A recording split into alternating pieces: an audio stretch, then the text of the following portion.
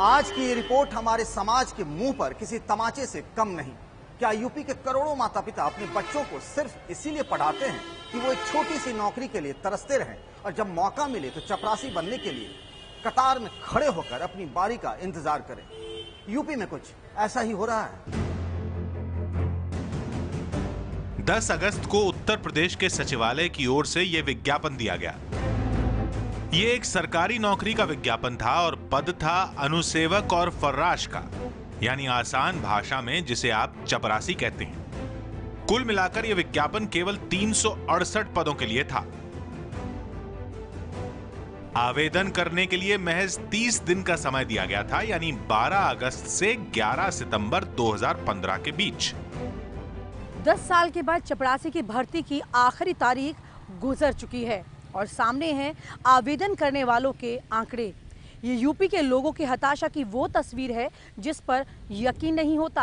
अपने बच्चों को इंजीनियर, कलेक्टर और फैशन डिजाइनर के करियर तक पहुंचाने वाले अभिभावकों का सपना चूर चूर होता है और नजर आती है एक ऐसी तस्वीर जिसमें 18 से 40 साल तक की युवा पीढ़ी चपरासी बनकर अपना पेट पालने को मजबूर है।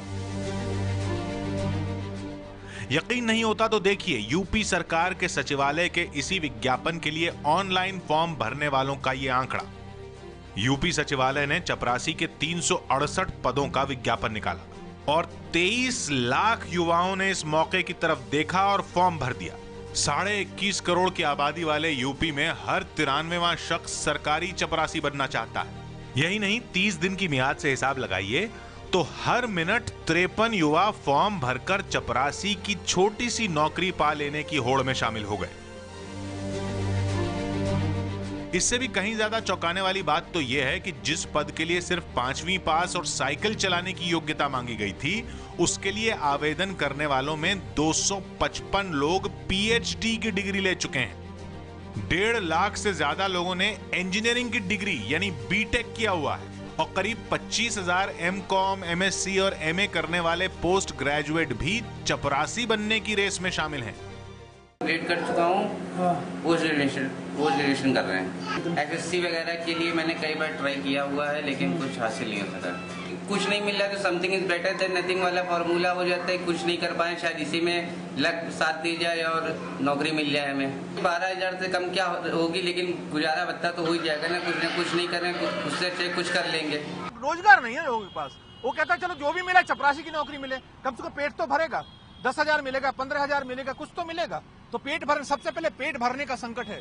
किसान का बेटा, मजदूर का बेटा परेशान है। पढ़ लिख जाता है, एमबीए करता है, बीटेक कर रहा है, पीएचडी कर लेता है, 15-15, 20-20 लाख रुपए खर्चा कर रहा है, अपनी जमीन बेच रहा है, माँ के जेवर बेच रहा है, उसके बाद भी उसको नौकरी मिलती नहीं है। तो चपरासी की निकलेगी, वहां भी भागता है।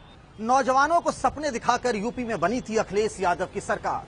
उन्हें सत्ता में आए 3 साल हो चुके हैं, लेकिन सरकार ने वोट देकर उसे सत्ता में पहुंचाने वाले नौजवानों के लिए क्या किया?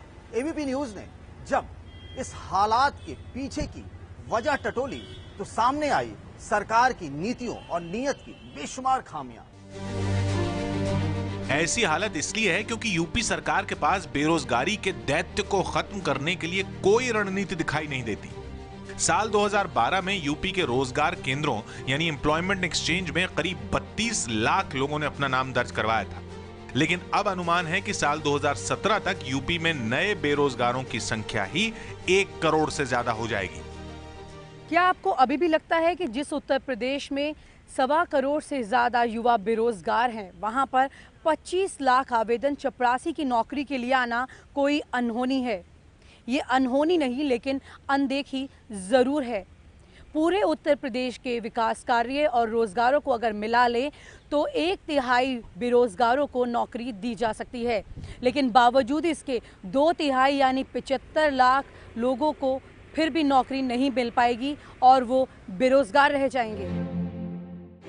चलिए आपके साथ शिक्षा से नौकरी तक का सफर तय करते हैं। यूपी में औसतन हर साल 32 लाख छात्र 12वीं पास करने के बाद ग्रेजुएशन के लिए कोशिश करते हैं। इनके लिए यूपी ने यूनिवर्सिटी और कॉलेजों में पढ़ाई के लिए सिर्फ 16 लाख सीटों का इंतजाम किया है। इनमें ज्यादातर का इंतजाम साल 1995 में शिक्षा संस्थानों के लिए हुए एक अहम फैसले के बाद हुआ।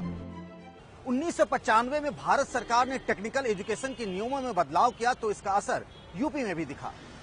उत्तर प्रदेश में 12 इंजीनियरिंग कॉलेज हुआ करते थे, लेकिन साल 2012-13 तक आते आते इनकी संख्या 329 तक जा पहुंची और इनमें करीब 1,37,000 सीटें इंजीनियरिंग की छात्रों के लिए उपलब्ध कराई गई।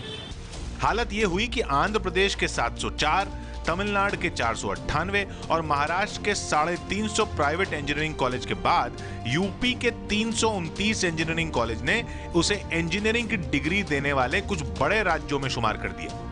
यूपी में अब हर साल 1 लाख से ज्यादा इंजीनियर बनाए जा सकते हैं। यही नहीं, अगर MBA, MCA, pharmacy, fashion designing, architecture जैसी डिग्रियों को भी जोड़ते हैं तो तकनीकी शिक्षा संस्थानों की संख्या 747 से ज्यादा हो चुकी है और सीटों की संख्या 1,92,000 के पार। लेकिन इन्हें नौकरी कहां मिलती है? नेशनल एम्प्लॉयबिलिटी रिपोर्ट के मुताबिक निजी कंपनियां हो या फिर सरकारी नौकरियां, सिर्फ 1/4 से भी कम डिग्रीधारियों को मौका मिलता है और वो भी उनकी योग्यता के मुताबिक हो या जरूरी नहीं है। खामी नीति में है, लेकिन इल्जाम पुरानी सरकारों पर लगाया जा रहा है। ऐसे में उच्च शिक्षा प्राप्त युवा भी चपरासी जैसे पदों का रुख करने से परहेज नहीं करते। लेकिन यह भी एक सच है कि चपरासी की नौकरी भी सपने से कम नहीं है। मुझे लगता नहीं है कि सचिवालय में चपरासियों की भर्ती हो पाएगी। उसका कारण है, पिछली बार 1.25 लाख अभ्यर्थी आए थे, उनके साक्षात्कार में 8 महीने लगे थे, 4 बोर्ड थे। अगर उसी दर से अगर 23 लाख अभ्यर्थियों का साक्षात्कार किया जाएगा 12 साल लगेगा।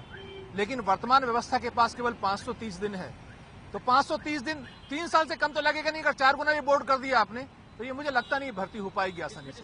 अगर तकनीकी शिक्षा का ये हाल है तो PhD बेसिक साइंस या आर्ट्स में ग्रेजुएट करने वालों के लिए तो नौकरी मिलना और भी ज्यादा दुभर है। जाहिर है डिग्रियां बढ़ रही हैं, लेकिन बदले में नौकरियां नहीं मिल रही। ऐसे में उत्तर प्रदेश के सचिवालय में 25 लाख युवाओं ने चपरासी की नौकरी के लिए खुद को झोंक दिया है। ऐसे हाल में किसी को तो जिम्मेदारी लेनी होगी।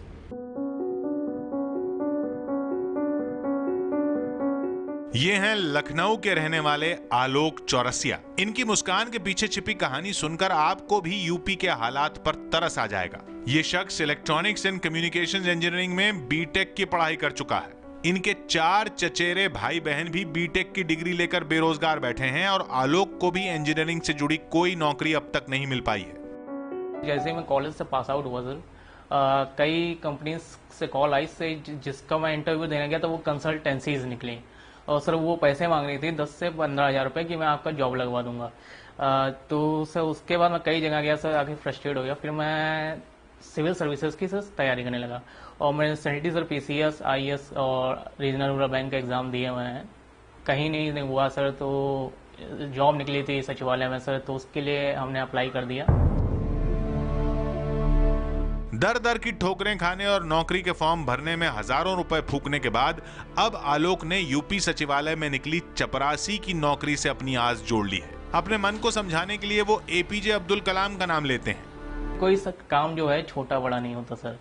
तो जैसा कि हमारे सर पूर्व राष्ट्रपति डॉक्टर APJ अब्दुल कलाम भी थे सर, वो भी सर स्ट्रगल करते हुए पहले पेपर भेजते तो उसके बाद वो आके राष्ट्रपति बने। और सर हमारे देश के प्रधानमंत्री नरेंद्र मोदी भी सर पहले ही चाय की दुकान में काम करते थे और मशहूर इंडस्ट्रियलिस्ट सर धीरू भाई अंबानी वो भी सर पेट्रोल पंप पे काम करते। अब आलोक चपरासी बनने की होड़ में शामिल हुए हैं तो उन्हें कहीं ना कहीं मलाल भी है।